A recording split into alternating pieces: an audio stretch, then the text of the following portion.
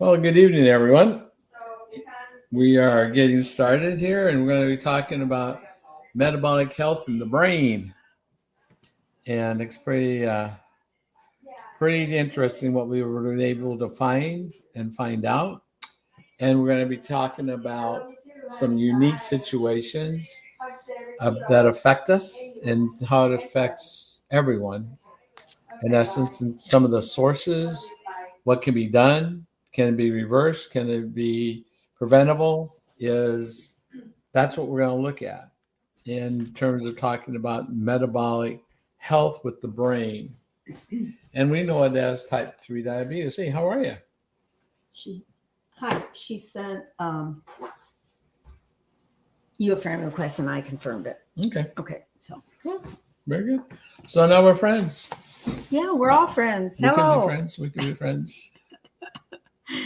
So we're going to be talking about metabolic health as it relates to Alzheimer's. And one of the first things you need to understand is metabolic. When we talk about things that are metabolic, we're talking about energy conversion in the cell.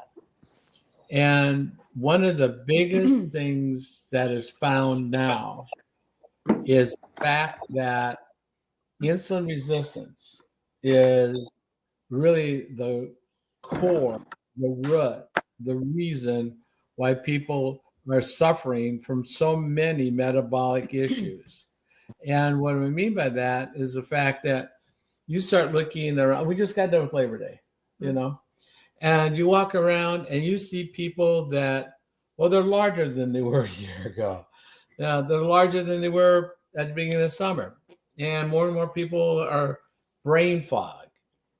And more people have inflammation. They start looking kind of pumpkin heady. And there's just a host of things. They're brain fog, their hair's falling out, they got skin tags, they got back acne, gout, PCOS, arthritis, bursitis, all those kinds of things. They have irritable bowel syndrome, all the gut issues. Guys, everything comes back down to one hormone that's out of balance, which makes everything else go out of whack. And the reason that even gets out of balance is because of our lifestyle and our diet. Now, that hormone, the insulin hormone, a lot of people will go like, well, I'm not diabetic, so this doesn't matter. It does matter because 93% of America, and indeed the world, is basically suffering from metabolic syndromes today. And 8% don't even know it, and the majority of those are in denial. Some of us don't even know what the symptoms are. But the big thing that we're going to be talking about tonight, and what we talk about every Sunday and every Thursday, is about Alzheimer's. We talk about the impact on our lives. We talk about the reality. We talk about the emotional and the financial and the physical and the moral. But we also give some hope because, well, right off the top, we want you to know Alzheimer's is not an absolute. It's not guaranteed. Even if you have the genes, it is not inevitable that they will trigger into the active situation. It is preventable. You got it. You can suppress it. But it does require effort. It does require a conscious effort in lifestyle and diet. Period. End of story. If you want to stay clean and healthy, you need to look at, there's some things we can do. There's ways you can it's reversible, it's improvable, and it's preventable, but it is not necessarily inevitable. We want you to understand that. So Cheryl's here, and she'll be telling her story. And Jennifer will be coming on a little bit, and Jennifer will talk about her story. And other people may join us. I don't know. So this is Cheryl, and I'm going to let her kind of discuss some of her life story dealing with, as quick as the charm goes off. Sorry, my grandfather clock. as quick as that goes up, we're going to be able to go into some of the story, because Cheryl right here is an identical twin. Okay, so let's go. And Cheryl, why don't you give us a little bit of a background here. That's me and my twin. We were about 5 years old there. I'm on the right. My sister's on the left. As you can see, I'm just a little bit taller than she was, not by a lot, but a little bit. Identical. My mom could tell us apart. My dad couldn't, unless we had our kids or husbands. And okay, show the next screen. Okay. We were alike in every way. Sometimes we would finish each other's sentences. Oh, this is the beautiful, beautiful picture. 8th grade graduation. We were a little bit chubby there. A little. Now, did you do your own hair? Oh, yeah, that looked pretty. We even cut our own hair. We're pretty good. Oh, that was a style. And this was taken at my nephew's wedding. As you can see, we're very much alike. I was a little bit taller. I'm on the right. She's on the left. I don't know what year that was. It's a long time ago. And that was taken. The funny thing about this picture, we had the same clothes on, but the story behind that is my kids had bought me that top, and her kids had bought her that top, the same exact top. We didn't know. They didn't know they were buying, the kids didn't know they were buying the same top, but it was a funny thing. We had the same top. My sister and I would send each other, my mother, the same birthday cards, not knowing, different stores. We had our own language, actually. We would talk, and my husband would say, "You guys can't understand you." I said, "We know what we're saying." Twins have a language of their own. They really do. They know what each other's feelings. They know when something's wrong. It's just that bond. It's forever bond. Now, was there ever any sign of illness difference between the two of you? No. Mm-mm. We both got chicken pox about the same time. I had my appendix out when I was 5. Sharon never had hers out. No, really not. Okay. And this was taken, my sister on the left again. I'm on the right. She was diagnosed with early set on Alzheimer's when she was 51 years old, or 54 years old, I'm sorry. And she passed when she was 61. We think she probably had it a couple years before she was actually diagnosed when we look back at things. These were taken, she was diagnosed in January, and these were taken in, I think, the following June. And I'm so glad we have them. In fact, when we went to look at these pictures, at the photographer's office, he put them on a big screen. My sister and I just sat there and held each other's hands and cried. The day she was diagnosed with Alzheimer's, a day I'll never forget. She was diagnosed up at Mayo, and the doctor said it's dementia with the probability of Alzheimer's. But most doctors say that because they can't really tell until after death if it was true Alzheimer's. And her brain went to Harvard, and it was true Alzheimer's. There was a lot of dark matter, plaques and tangles. She died when she was 61, diagnosed in 54. It was a horrible thing to watch. I knew what day she was going to die. She lived her last year in the nursing home. And I went over on a Wednesday, and she the hospice nurse had just gotten her out of, or had given her a shower and just put her back in bed. And I said to her, I said, she's not breathing right. And so they called the nurse from the nursing home, and she said, took her vitals, and she said, you better call family. So I called family. That was on a Wednesday. Her daughter, who was 19 years old when my sister was diagnosed, it was horrible for her.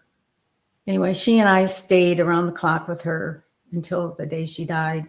And I knew deep down she was going to die on a Saturday. That was just, I knew. And she did. I had gone home on Friday to take a shower. And I walked in and my husband said, I didn't think you would leave. And I said, she's not ready. And she died on Saturday morning early. I don't know how most people don't know that when you get Alzheimer's, it's a killer disease. Most people seem to think that you just lose your memory. No, all your body functions start shutting down at one point. You forget how to breathe, you forget how to talk. You can't do anything. You're basically a vegetable. Yeah, isn't that one of the final steps is they stop eating, right? They refuse to eat. They refuse to eat. And the last time I fed her, and even though they were pureeing her food, she was choking, gagging. And I thought, I can't do this again. I don't want her to aspirate. And that was on Monday. And then she died on that Saturday. But yeah, they forget how to swallow. Their brain doesn't tell them how to swallow. She would talk this gibberish when she could still talk. I mean, she didn't talk a lot through her disease. But when she'd say a few words more towards the end, before she went in the nursing home, it was like gibberish. Her daughter and my daughter always got together every Christmas, and she had a huge kitchen. We would bake Christmas cookies, and we'd take our own ingredients, take our own cookie sheets. We'd take our recipes. We'd each make a different recipe. And the last time we did it, Sharon was so confused. She'd put something in the bowl, and then she'd put something else again, and then she forgot if she put it in. And she just got so upset. She just quit. And so we didn't do that anymore. Well, I think we did it 1 year then after that. And then it was just, but it was fun while it lasted. And we had a really good time. And you didn't sit idly by once the diagnosis came about. You got very involved, right? Oh, yes, I did. I was very involved with the local chapter of the Alzheimer's Association. And they wrote many articles. They're over there. Many articles about my sister and I, and they went national. And then we had a chance to go to Washington, D.C., and they wanted me to give a speech. They had a convention. There was over 300 people there. And so I gave my speech. My sister was there. And it was kind of hard because it's the first time I had flown before, but not by myself, and have to juggle the luggage for her and me. And I couldn't let her out of my sight because, I couldn't let her. She'd get lost in a minute and she would never find her way back. And we went through security and she got stopped, and I let her go ahead of me so I could watch her. I was behind her, and Gal called her over, and I said, I need to be with her. I said, she has Alzheimer's. She can't be alone. I have to be with her. So she was nice enough to pull her to the side and wait till I got through. She was very nice. But I gave the speech. I got a standing ovation.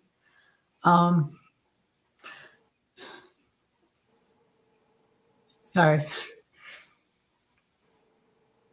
We went to the Capitol, went to a couple of representatives for Illinois. I was just pleading for funding for Alzheimer's. And the one, I think it was Hassert. I will name him. I don't care. He just sat there, looked like, okay, let's get this over. I'm bored, blah, blah, blah, blah. And we weren't there that long. But In Durban too, right? yeah, Durban, I think, was another one. But we had an escort, and the lady was so nice. And she even took us up to the top of the Capitol where no one's supposed to be except people that belong there. And she took us up there so we could look out over the city, and it was nice. Yeah, we participated, Sharon participated as long as she took Alzheimer's walks. There was a lot of articles written about us. There were articles in the newspaper. We had a family article. People were really interested in the disease because it's not, I guess it wasn't as prevalent then, especially for early onset as it is now. And that was 2000, what did I say? 2003? Yeah. Yeah. I think it was 2003. Been 18 years, I think. Yeah. Yeah. So she lived 7 years. The doctor said, when I asked him at Mayo, her husband and I went in the other room because I did not want her to hear what I had to ask him. And I said, what are we looking at? He said, she could be in a nursing home in 4 years. Well, it was 5, yeah. But in the cars when you were crying. Oh, yeah. I went in the bathroom after we met with the doctor. When we walked back in the room after we met with the doctor, her husband and I, and she was sitting there looking at a magazine. And my first thought was, oh my gosh, you've just been given this horrible diagnosis, and you can look at a magazine and not, I don't know, but she didn't understand. She didn't get it. I went in the bathroom and cried and called my kids and my husband. And when I speak of my husband passed away 12 years ago, and that's what I'm talking about. We were married 49 years. And then I met this wonderful guy. So on the way home in the car, we were in the back seat, and I was sitting there looking out the window because I was crying. I didn't want her to know I was crying, but she knew. She reached over and grabbed my hand, and she said, at least I'm not dying. And I thought, oh, you don't know, which I guess was better. I started grieving the minute she was diagnosed. Yeah. Because we were so close. We were mirror twins. Funny things happened too, like her husband had this it was I don't know if it's Trans Am convertible or something, sports car convertible. It had T-tops. So we took her out to Walmart one day, and she got in the car, but she stood up through the T-tops. She couldn't understand that she had to sit down. He had a heck of a time trying to get her to sit down. Well, she was all of 4'11" Well, anyway. I mean, yeah, barely over the. Yeah. I mean, you guys both. I mean, you're not. Anyway, okay, yeah, 4'11" on a good day in heels. I was 5 foot. Okay, yeah, I'm shrinking. Okay. But identical twins. And I was reading some of the speeches that her daughter and I had given for the Alzheimer's Association, and there was one that her daughter wrote. Her daughter was 19 when she was diagnosed, and basically how Nicole had to be the mother. You know, she had to take care of the mom. She had to be the mother. Her mom couldn't take care of her. She's the one that had to be the caretaker. And it was hard. It really was. It's really hard. And Jennifer, that's kind of like you, right?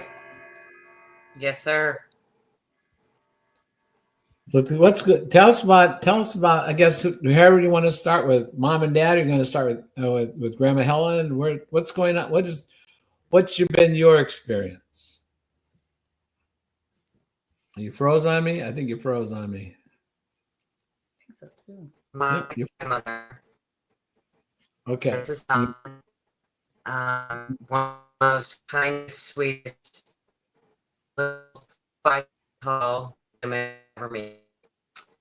Um, Grandma was diagnosed with Alzheimer's, and I was a teenager. Grandma was the amazing baker. She loved to make Mexican wedding cakes. She liked to make every day was a big elaborate dinner. Now, mind you, as for me, I was living in a different state with my parents, and we would go down for holidays. So we'd have about a week period of time, but we always knew where the cookies were. They were hiding in the closet in all the tins because she spent a lot of time baking. When she was diagnosed with Alzheimer's, my grandmother would start wandering. Put random items in a paper bag to go on her walk. Sadly, over time, my grandfather, who was a little bit older, was not able to necessarily care for her because he had ailing health himself, and she had broken her hip. And the hospital decided that she needed to go into a care facility. The worst thing to see for anybody, and as you know, is the deterioration of somebody you love. And knowing what they were and what they have become is the most heartbreaking thing to watch. My grandmother dealt with a lot of migraines over the course of her life. I wish I had a better memory to share. And like you, it chokes me up when I think about it because I see it every time I say it. Sitting in a wheelchair, rocking her head back and forth. Thought I was her daughter. Thought my dad was her husband. My uncle was a terrorist in her mind, a 6 foot tall man, as she's trying to shove him out a window. Just very unlike my grandmother, the sweetest lady you'll ever meet. And if I could teleport back in time and bring her back, I would, in a heartbeat. The caregiving side is, as you both know, is just as challenging. My mother has mild cognitive decline for somebody in her late 70s, but it is more advanced. My father has finally agreed to go see a neurologist, even though he doesn't want to know. Caregiving wears on the caregiver as much as it wears on the recipients of the care. Right. It's not just I'm having a hard time. It's they're having a hard time with their adult child saying, okay, here's your medications. I've cooked you dinner. And it's learning to navigate, to continue to be respectful and remember your place as a child. And that's been one of the biggest challenges for me. Sure. I just want you to know I'm doing this out of love. I come off very strong. My mother needs someone a little bit softer, and that's just not my personality. And I try. But one interesting thing that I had researched as I've been going through this process with you folks is that all my Alzheimer's starts decades before it's actually ever diagnosed. And I did not realize all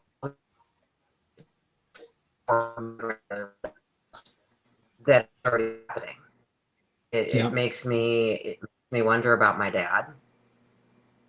I was reading a book on how to care for a person with Alzheimer's, a book that's been sitting around until I met you lovely people. And I said I had to start reading my book to care better for my parents. Talking about how to keep your family member safe or the person you're caring for safe. How to approach the conversations differently, rather than saying, this is dinner. You say, would you like beef or chicken?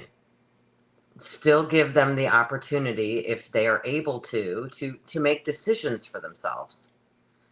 Probably one of the harder parts for me, because I go into a parent mode and I have to remind myself daily that I'm the child. And for you, it was like being the sister, or being, the eldest of 10, George. Mhm. Everybody has a role, and you don't want to step on everybody's roles, and you all are striving for the same thing. Mhm. And it gets very emotional watching people, your family deteriorate in front of you. You want to save them. You want to fix them. And I know what the three of us are doing on our protocol is going to save a lot of people from this devastating disease. It makes me mad because of big pharma. Every new drug to come out, when she had it, we get so hopeful, and none of them work. It makes me so mad because big pharma is the cause of not finding a cure, because they would lose money, and that just irks me. Even with cancer, irks me.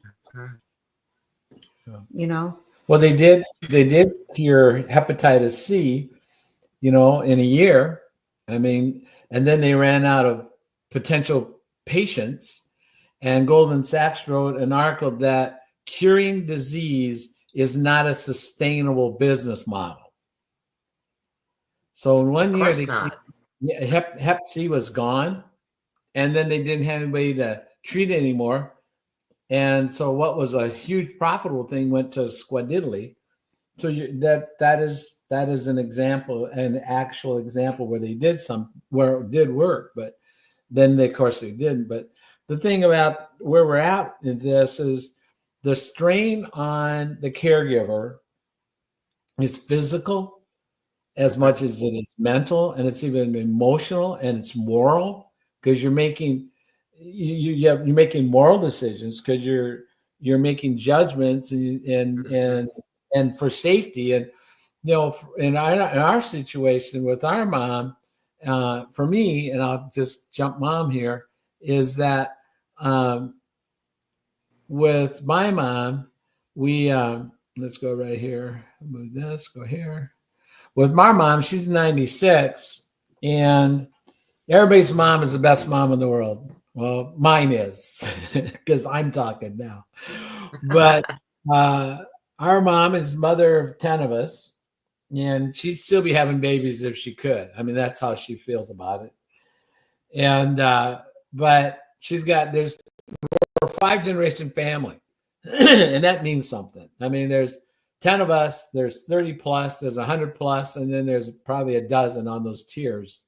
And just inside our own family, she's the oldest of her family and the only surviving sibling. I'm the oldest of my group, and all of us are surviving, and we darn well better, because I don't expect anybody to go away for a while. Okay. But I tell him every day how fortunate he is. Yeah.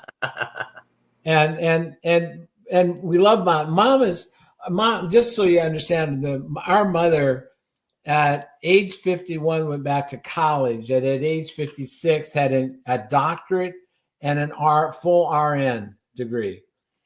And she's in at least 3 Hall of Fames. Nationally, she's won a Jefferson Award. We were Scout Family of the Year. She was the head nurse for the Special Olympics in New Orleans when Schwarzenegger and Shriver Kennedy were in charge.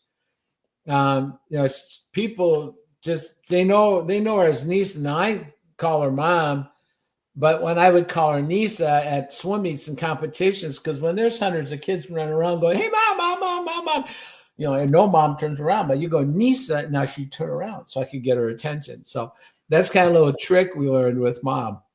But she's always been active. She loves people. She loves children. We're blessed that I'll be there this weekend. The 10 of us, we're blessed in our care. Mom's in her own home. And we wouldn't have it any other way, and neither would she. So we didn't have to go through that conversation, although we've had full-on conversations with all 10 of us. and mom before she was like this. Every Sunday we'd have a family Zoom, and for about an hour and a half, who'd ever jump on would jump on. But we had many conversations, and we monitored. Now we have a niece that lives 24/7. She's our boots on the ground. But I can tell you, we have cameras in every corner, nook and cranny of the place. We have different kinds of alarm type things. We were going to put a automatic shut off on the stove because it's a gas stove. And there was times when there was a smoke detector needed to go off, kind of a thing, So we've taken care of some of that as well. But the safety is the big thing. But she's not cooking. But now she doesn't cook anymore. But when she'd get up, and start cooking at 3 a.m, and then forget at 4 that she was cooking, and at 5 we needed the smoke detector kind of thing. So those kinds of things are real. So safety is important. If we're going to if we're going to keep them in their homes, caregivers and everything, other kinds of safety concerns need to be there. Mm-hmm. Even in terms of being able to get out of the house, escape, if you will. And those types of things, those are safety concerns. Those are real, true safety concerns. Mm-hmm. And those things need to be considered as well. The level of the floors, being on one floor. And we're blessed, the house is on one floor. And we had a room that wasn't. It was a sunken room a little bit, but it's now flat. Mm-hmm. So everything in the house is on the same level. Those types of things. We know that egress is out for different size of wheelchairs or that kind of thing. If the EMTs have to come in, which doors they can come in through, those sides, all those things have been understood and played and laid. Just the nuances are so important, that things you wouldn't think of. Mm-hmm. Because you're actually child-proofing an adult's home. Yes. And and that's a whole nother deal. I mean, but mom's 96. And I remember years ago, Jennifer, you'll like this, because we were sitting at a restaurant, a seafood restaurant, Joe's Crab Shack. Okay. And my sister and I were talking about, Grandma lived to 100. Aunt Lois was 106 or 3 or whatever. And she goes, 122. And I go, what? Says, you're asking me how long I'm going to live. She goes, 122. But I don't know about you guys. And I go, what do you mean about us guys? He goes, well, how you guys eat? Now, my sister Cecilia has been a triathlete and everything else like that, right? And she's fit as yesterday and tomorrow. And I'm not bad, although I've been an oompa and a little guy, an oompa and a little guy. But she goes, you guys. And I go, what? She says, well, how you eat? Well, we were sitting there with sticks and twigs. And she was saying this, Jennifer, while she was buttering a Joe's Crab Shack roll. So there we go. But the one thing I would tell you, Jennifer and I agree. I mean, if we could go back, I know Cheryl, if she could go back, we go back and save our family. We go back and save them. And we know what we know now about that the role of insulin resistance and or with cortisol, stress hormone, and how that interplays, and how those things work together and against each other. We know that they wouldn't be I believe without any reservation that would be better off. They would be here. They would be better. Mom, if I knew this 10 years ago, I have no doubt in my heart and mind that Mom would not be in this situation. At some point in time, maybe it would get there, but no, it is reversible. It is preventable.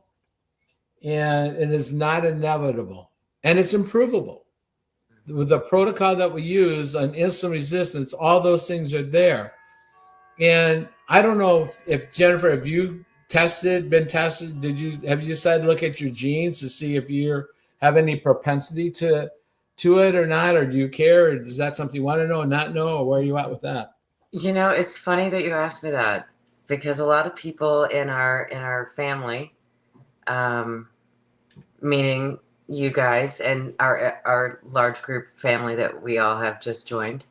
I was actually adopted when I was 8 weeks old. Oh. So I'm an adoptee who did find her birth family during COVID in 2020. That is an excellent question. I have not been genetically tested for that, but George, I feel like I'm saying challenge accepted because I am one of those people that, I'm 50 years old and, I found my family. It's been it's been 5 years. And so at age 45, I was, I got the gumption to go handle that. And it was interesting because you were talking at the beginning of your chat about, high cholesterol and brain fog and arthritis and joint pain and anxiety and depression. And when I found everybody, do you have this? Do you have that? Tell me about that. Who did I get this from? To find out later when I meet you, fine sir and fine lady, that it is not necessarily hereditarily linked. Mind blown, okay. But yes, I will gladly go and get tested for those things because I am one of those people that want to know. My father, on the other hand, David, he has no interest in knowing, which brings up the upcoming neurologist appointment. He doesn't really want to know. He knows something's off. His primary doctor did prescribe 2 Alzheimer's medications because of his forgetfulness. Short-term memory goes, but there are moments because he used to be a finance guy. So you talk money, you talk numbers. My dad can pull out like the Bible of money. Anything mathematical, he can figure it out. But who was on the phone 5 seconds ago, he has no idea. So, for me, it would be a very interesting venture to find out if I am one of those people that has those genes. And Cheryl? No, I refuse. And that's okay too. No. Because, it's very close to home. You know why? Because there is no cure. There is no cure. But if it's and we know it's insulin resistant, and you're already on the protocol. I'm on the protocol, and that's the reason I'm on it. That's the reason I'm on it. I'm going to be 80 years old in a few months, and What? Yeah, I'm a cougar. No, absolutely not. I'm in denial in person. I see you. I look at your face. No, the 80 is not the number. Pick a different number. No, okay. I'd like to say 50s. Okay, I'll take that. I'd love to be back in my 50s. You're my age. Fantastic. No. But I am fortunate to be as healthy as I am because a lot of the people my age aren't. Yeah. A lot of people aren't. Yeah. And we found in the research now is out that even with the double, it was people that have the double, like Chris Hemsworth is an issue, but even people with the double gene, it doesn't mean that you are going to be. You can, with lifestyle and diet. I mean, the articles are massing. Harvard is doing more and more studies, and you start looking at the Alzheimer's research and therapy publications and things. We're starting to see more and more where they are saying, just what this last week's article, this last week was, now while they did talk about the Mediterranean diet, okay, and then some of that, what screamed to me was, and some people argue about, well, you should have avocado oil instead of extra virgin pressed single source olive oil or whatever. It's not those nuances. It's the 70 to 80% of the offerings by the food industry in the store that are not mentioned in the research of the good stuff.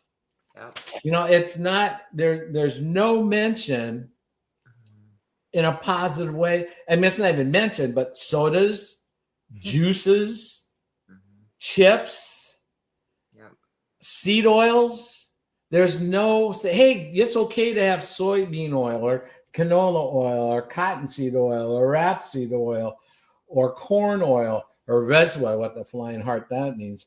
But there's none of those are in it's okay. None of those are even part of the plan. Those 70-80% of the options that you have to purchase that are being sold to you to get you, that you're addicted to. I mean, what packaged processed food could you give up today? I've been going, well, I could give up, but not those. No, I can't give up the. Oh, okay, fine. So I could give up. No, but not those. And this, I could give up slimy okra, but slimy okra is okra, and okra in and of itself is okay. But the idea is like goodness gracious, go down the store and almost everything is ultra processed. From the simple thing as peanut butter. Yeah. As simple as the thing of peanut butter. If you're going to buy peanut butter, it should have what in it? Eureka! Peanuts! Well, it does. I know. And that's it. Maybe some salt. It doesn't need canola oil and cottonseed oil and palm oil and soybean oil. I will still eat my peanut butter once in a while, okay? You can have peanut butter.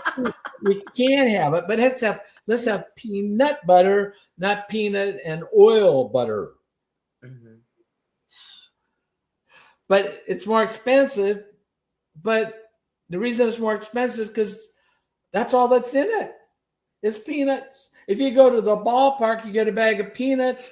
It's peanuts. It's not peanuts and sugar and oil. It's peanuts. I'll stick with Jif. I don't eat it that often, but I do like it. That's your treat at the end of the meal, right? Well, no. Well, I explained to her. All right, here's the deal, Jennifer. I explained to her when I showed her that in that one of the ingredients is cottonseed oil. Okay, cottonseed, hydrogenated cottonseed oil.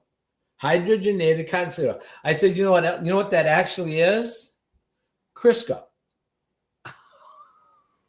Goodness, it's a fancy name for Crisco. Yeah, Crisco is when it was first when Procter and Gamble ended up cornering the market on what was the toxic waste, which is cottonseed oil. Because at that time, cottonseed oil was used for lubricant, machine lubricant, and it was also used for burning in in lamps. Because it wasn't explosive, but it burnt. Now, understand, going back a half a step, Procter and Gamble, when they came to America, one was a candlestick maker and one was a soap manufacturer. Now, they met in Cincinnati, and how they met was they married sisters. I could have been like YouTube. Anyway, so they married sisters, and now they needed raw materials because before they had been using what? Animal oils, animal extracts to make soaps, lanolin, and that type of thing, and to make candles, okay, the fuel. And so now they have this, and they got the technology from this guy that had created hydrogenation of things, push hydrogen into a liquid oil, and it solidified it. So the real romantic name was crystallized cottonseed oil. That became Crisco. And then they took it to the American Heart Association. I would get some water. You bet. They took it to the American Heart Association. And about the same time, $1.7 to $1.8 million showed up at the American Heart Association. And it came out with It's Heart Healthy.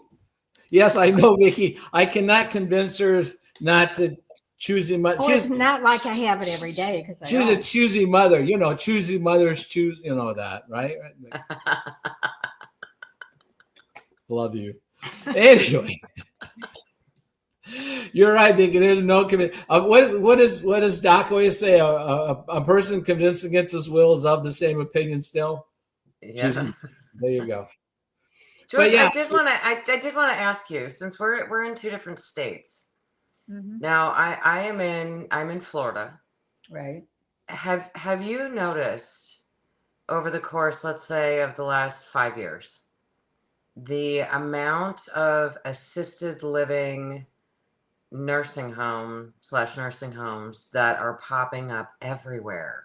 Yeah, not so much here, but right we've up by got, Sacred Heart. well, yeah, that's assisted living, I guess. That's a new one, yeah. But we're a small town, but yeah, we have 3 now, I think. We'll have 3. I look at it as people, storage garages. You know how they keep building those storage garages? I look at it as people storage. I really do. I look at it. It's where it's going to where people are going to get warehoused, because there's right up by Sacred Heart. That's a brand new whole bunch of them. They're competing, and they're there's like storage garages. Well, the thing is, we definitely in our area have an explosion of. They call them assisted living, but my mother and her husband moved into this facility in Sterling, right across the river. Very nice, and it was brand new. They were some of the first people there, because he had some heart problems and he couldn't do things like he used to. And I don't remember how old they were. They might have been in their mid 60s or early 60s when they moved in there. And it got to be more like a nursing home than assisted living, because you see people that can't do anything for themselves. They're walking with walkers, they're in wheelchairs, and it's more like, and my mom kept saying, this is more like a nursing home than assisted living. And then they built a new wing, and that's the memory care unit, and that's full.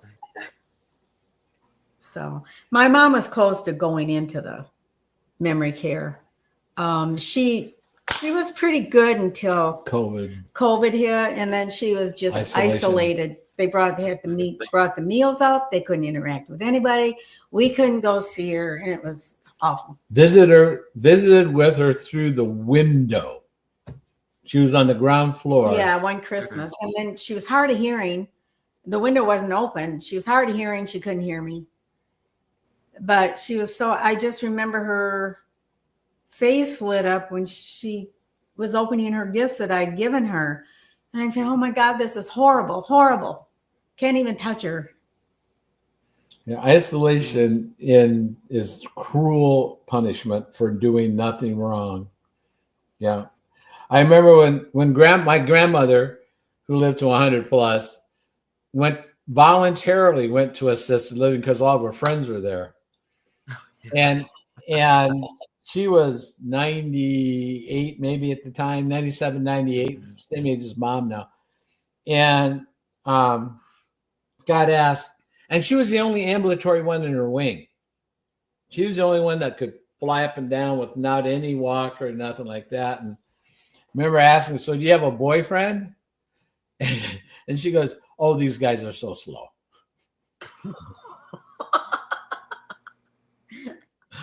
So yeah, that's Grandma. Well, the reason I brought it up is because my parents' neurologist had made it very apparent to me, because I said, do you feel that they could be left alone?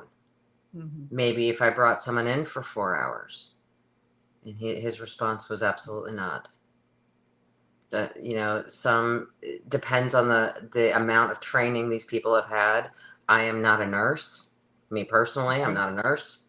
If I needed to pull the archive on CPR, I could do that. But sometimes there's just not enough care that I can provide. Exactly. To help them through this stage. So it'll be harder. Yeah, we're looking at different leveled type of facilities. Sure. They're not really aware at this point. So it's kind of, it's something we want to research before we offer. Sure. But we want them to be able to make the decision. Right. When they're still for the most part, still Right. cognitive enough to do Right. that. Mhm. So it's not like, well, Jennifer made me go there. And then I have to listen to that for the rest of days. You know what I mean? Oh, my mom's, my mom, this was when she was still really good, but she said to me one day, "You made me quit driving." And I said, "No, Mom, I didn't." I said to her one day, "You know, Mom," I said, "it worries me with you driving," because she didn't have the reflex she used to have anyway. Mhm. But and she was very shorter than me. And she had a walker. So she'd have to put the walker in the back and then walk to the car. And she stumbled a lot because when she had my brother, she had a traumatic birth experience Mm. and it affected her. She had learned a lot of things. Like she was unconscious 26 days when she had my brother. We didn't think she was going to live. My sister and I were 7. But so it affected her walking and everything the older she got. Mhm. And she would stumble a lot. And that's what I was afraid of. I didn't say Mom, but my stepdad was there when she said that. And he looked at me. I looked at him and he goes, "No."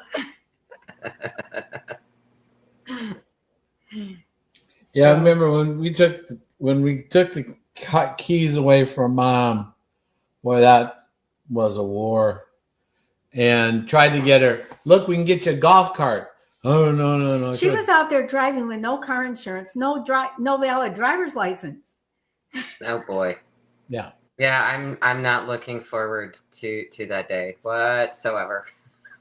Now, who you guys? You know, Denver. You and you have a brother. I do, yes. I have my brother and sister-in-law live about 40 minutes from us. Now, you guys have the documents, power of attorney and power of healthcare, all those drawn up and. What you need to understand, there is a safe deposit box that has that documentation in it. It was agreed upon, I think it was I've been here about 2 years, so it's probably within the end of the first year that it was decided upon that I would have access to the safe deposit box. So I'm on there as well. It's going to be a process. I have not gone since the initial visit. Having the conversations about what are your wishes? Are you a do not resuscitate?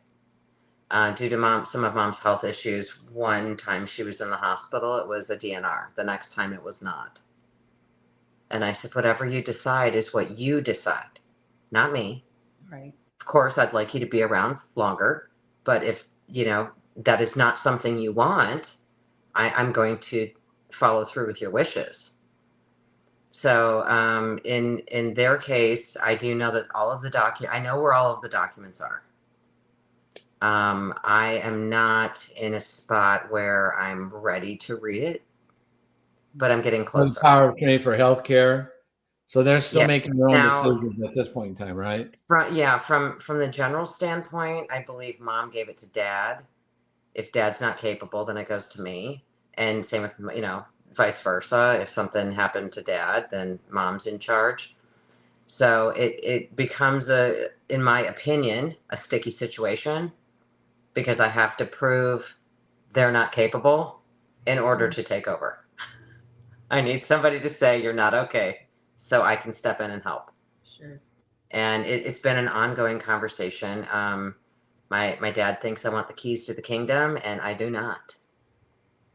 I'm Are here you to. on as co-signer for like checkbook or anything? I am not. See, I did that. My dad and I went down. My dad's mind was brilliant, though, even up till the day he died. But it was the leaky valve in his heart that got him. But we went down to the bank one day, and I had my name put on his checking account, which made it. And I never got into it or anything. And he knew I wouldn't do that. Mm-hmm. And he didn't have a lot of money to begin with. And so it made it so much easier when he died that I was on there because I could close everything out at the bank. It made it a lot easier. I would suggest, again, I haven't been in the industry for a couple decades. I would suggest on the financial side to just don't go on their accounts. Get become on the end of life, then a TOD, transfer on death or pay on death.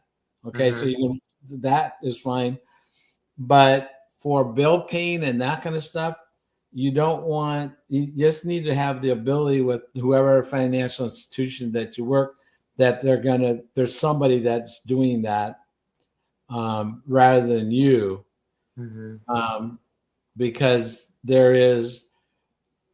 unfortunately, when dead presidents get involved, people fight over spoons. Well, I was the only one. Yeah, you're the So only I one. didn't, I was the only one. Yeah, but yeah, Cheryl's a surviving child, surviving everything. Got to keep her well. Got to keep her around. I'm healthier than you are. Well, that's true. And I'll tell you, Jennifer, for my plans for when at some point in time, if I need that kind of help, my son, my loving son Bryce, said I can have the garage, but it won't be heated. Nice. My daughter is saying in the future, when that time comes, if it comes, that I can live above the garage. Oh. And I said, well, how am I going to get up and down? And she said, I don't know. That's just where you're going to be. And I was like, can I have a first floor? Can I maybe have the garage?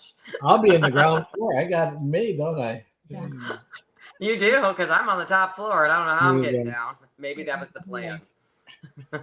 So in looking at today in our conversations, I'm excited that we've gotten a lot to share some things. What is your takeaway today? What do you have for a takeaway today from our conversations today? What do you feel? Well, for one, I would say Cheryl's vulnerability. I know how hard it is to have these conversations. I know how emotional it is to continue for me to work through my grief of my grandmother and the grief I feel for my living parents. Right. And that's the thing. The grief that starts when the diagnosis starts. Yes. Or the lack thereof, and you're wondering. Yeah. Because you see changes, but you're wanting somebody to quantify that you're, know, it's actually something real. Right. I appreciate the journey that I'm on with you two. The education that you're providing to me as a newfound caregiver trying to navigate all of this. And I think both the experience of both of you that you share with me is impacting me in ways that you just don't know yet. Well, I'm here tonight. I mean, I don't have all the answers, but I have, I can answer some questions. Your experience for me is enough. At times I get lonely because I don't really have a life. Of course. I don't really, my life is going to the grocery store. That's a big deal. Okay. Yeah.